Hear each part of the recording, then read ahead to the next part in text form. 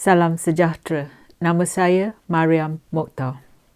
Memang betul undang-undang syariah di Malaysia diskriminasi terhadap kaum wanita. Buktinya yang jelas ialah keputusan Mahkamah Tinggi Syariah Wilayah Persekutuan yang telah menjatuhkan hukuman penjara 7 hari terhadap Ahli Parlimen Petaling Jaya Maria Chin Abdullah.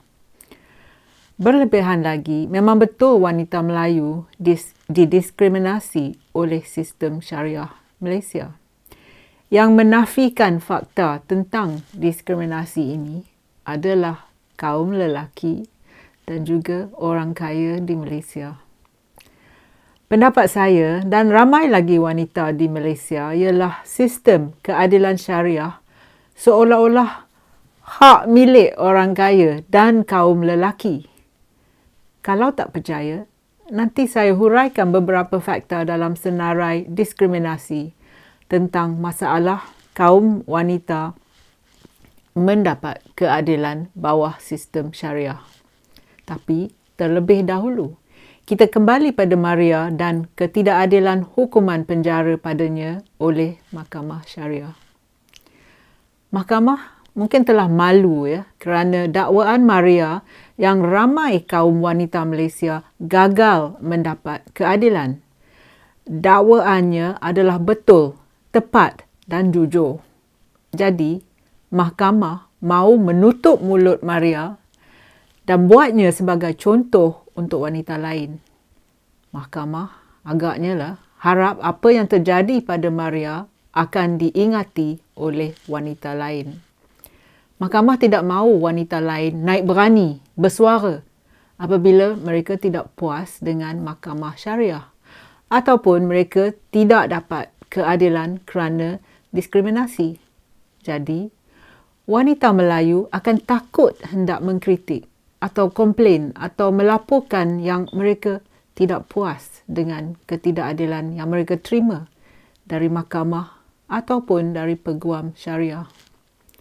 Maria dihukum penjara semalam. Ini terbabit dakwaannya pada bulan September 2019 di mana ia berkata bahawa wanita Islam didiskriminasi di bawah sistem perundangan syariah. Masa itu, dia mengkritik keputusan mahkamah menjatuhkan hukuman penjara ke atas Emilia Hanafi iaitu bekas isteri pengerusi kumpulan Nazar SM Faizal SM Nasimuddin. Emilia telah dijatuhkan hukuman penjara oleh Mahkamah Syariah hanya kerana ia hendak menjadualkan semula tarikh lawatan untuk anak-anaknya bersama bapa mereka. Sila anda bayangkan hukuman ini. Adakah penjara hukuman yang adil? Emilia hanya ingin menukar hari anak-anaknya bertemu bapa mereka.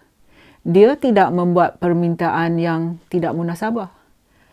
Saya fikir anda pun akan berpendapat yang hukuman penjara untuk ibu yang ingin memohon pertukaran hari untuk pertemuan antara anaknya dan bapa mereka itu terlalu keras. Jadi, bila Maria beri pendapatnya tentang diskriminasi terhadap wanita, si Faizal marah dan ia telah mengaitkan Maria sebagai menghina mahkamah. Perbuatannya memang salah. Maria bukan mengkritik Islam. Ia mengkritik sistem syariah dan proses undang-undang syariah yang diuruskan oleh manusia juga.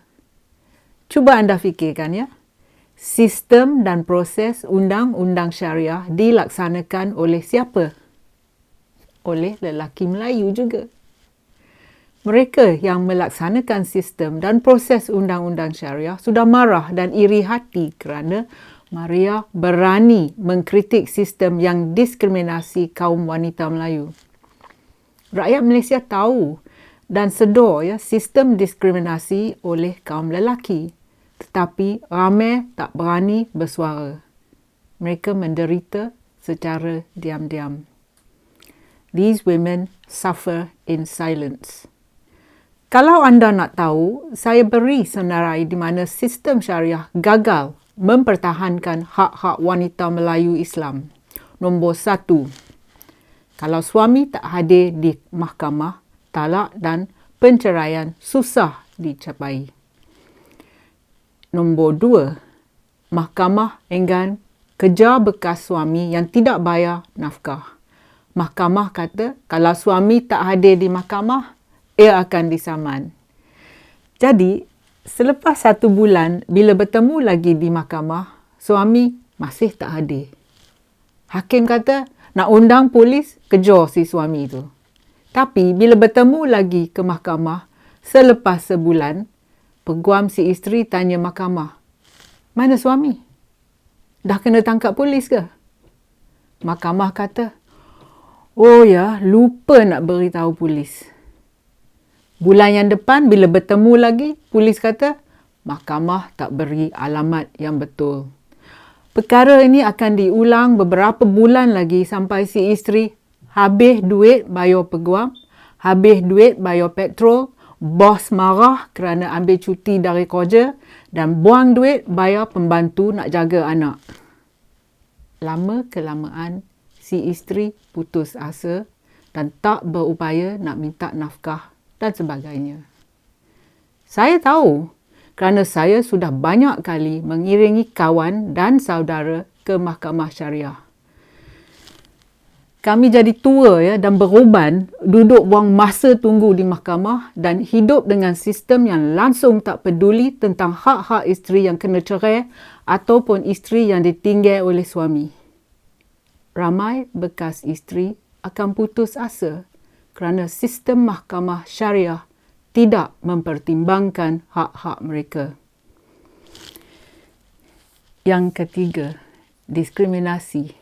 Yang ketiga ni tentang kenyataan saksi atau testimoni atau kesaksian wanita yang hanya separuh kesaksian lelaki. Ini zaman apa? Zaman purba ke atau abad 21? Yang hakim wanita yang dalam mahkamah syariah tak sedar ke akan diskriminasi ini? Ataupun mereka turut dengar cakap kaum lelaki saja dan ambil perintah dari mereka? Apa hal ni? Ini kes wanita yang tidak kenal yang wanita lain juga didiskriminasi. Mana boleh? Yang keempat, mahkamah syariah beri kebenaran harta yang dalam nama si isteri boleh pula ditransfer ke nama suami atas alasan harta sepencarian.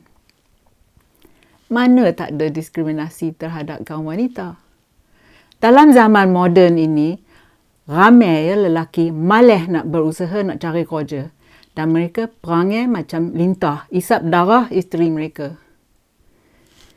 Yang kelima, diskriminasi yang kelima.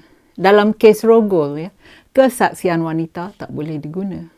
Sama dengan kesaksian orang bukan Islam. Kesaksian mereka ni tidak boleh diguna.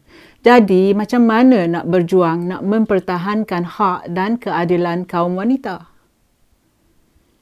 Diskriminasi yang nombor 6. Dalam sistem warisan ketika tidak ada pewaris lelaki, jika anda hanya mempunyai anak perempuan, warisan anda pergi kepada saudara-saudara lelaki anda, pada adik atau abang lelaki anda, pada datuk, pada saudara mara lelaki dan juga untuk Baitul Mal. Mengapa Baitul Mal dapat warisan anda tetapi anak perempuan anda tidak dapat sepenuh hak miliknya? Semua ni tidak masuk akal. Anak perempuan anda sendiri yang tidak beruntung. Mana keadilan? Diskriminasi yang ketujuh. Apabila suami mau kahwin lagi, dan selalunya mereka ni gatal dan nak kahwin bini muda yang lebih muda lagi dari anak perempuan mereka. Apa yang mereka lakukan ialah mereka akan pergi ke negeri lain, mungkin ke Thailand ke Indonesia, di mana undang-undang syariah adalah lemah. Sebenarnya mereka harus meminta izin dari isteri yang nombor 1. Tetapi selalunya isteri nombor 1 sering tidak beri kebenaran.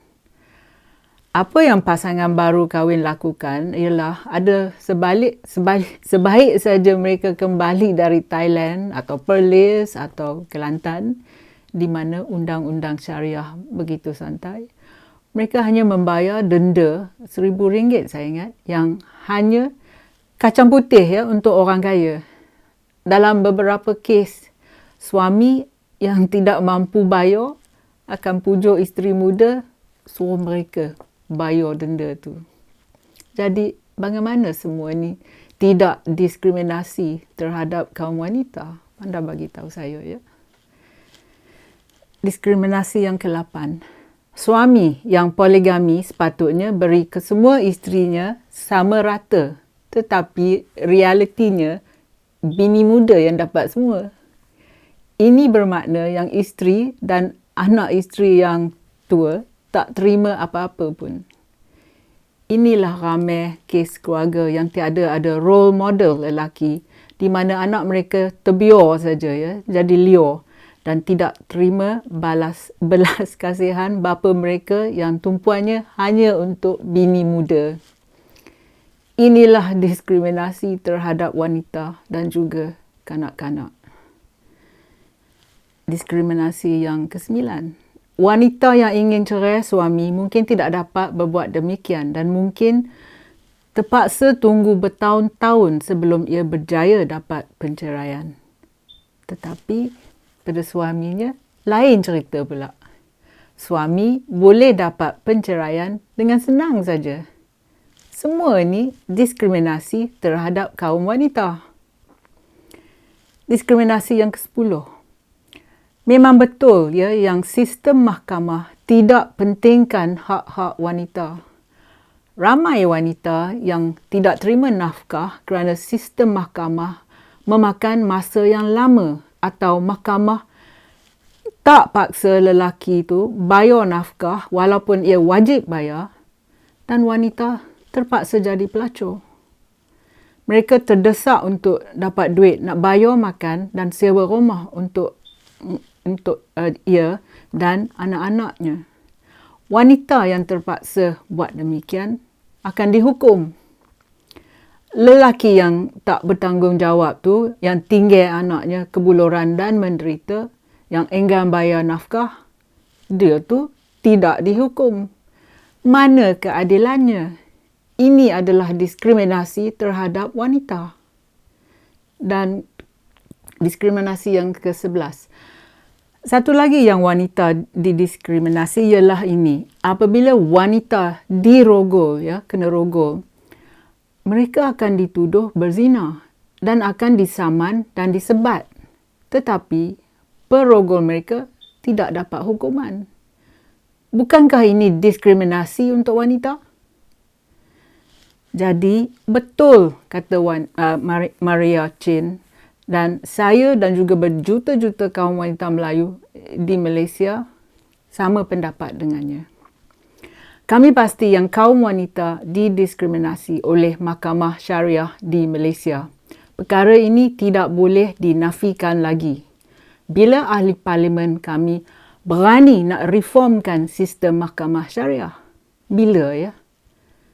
Ramai yang Melayu yang kononnya beribadat, syok makan duit rakyat. Syok makan duit rasuah dan membazir duit rakyat. Dan mereka joli ke sini ke sana. Beli kereta, rumah, jam dan beg tangan mewah. Dan bawa isteri muda keliling dunia.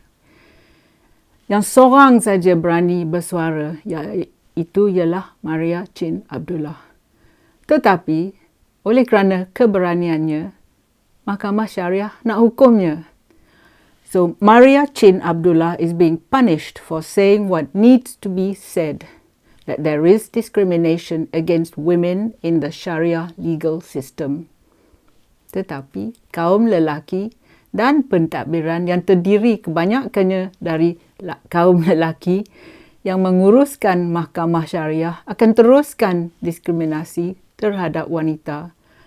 Tetapi sehingga anda, ya betul, anda, wanita dan lelaki Malaysia yang ada ambil peduli menuntut yang sistem Mahkamah Syariah diubah suai menurut abad ke-21. 1. Terima kasih kerana sudi menonton. Jumpa lagi. Kalau anda suka video saya, sila tekan like dan subscribe pada channel YouTube saya. Pertimbangkan menyertai laman Patreon saya. Terima kasih.